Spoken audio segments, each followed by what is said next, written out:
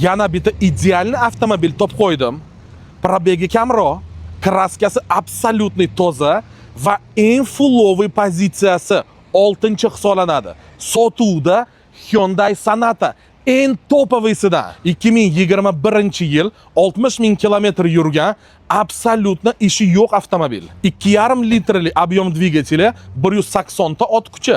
Расходiga keladigan bo'lsa 8,5 dan 11 litrgacha. 4 ta sveji brendoviy balon. Rulga o'tirganimizda mana bizda vid shunaqa ochiladi.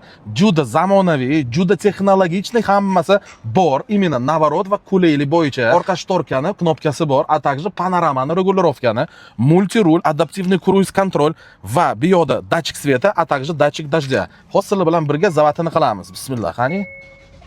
Tak, zavat qilib bo'ldi. Bu yerda 4 ta rejim yezdi: eko, komfort, sport va individualniy rejim qilsa bo'ladi. 360 kameramiz mavjud.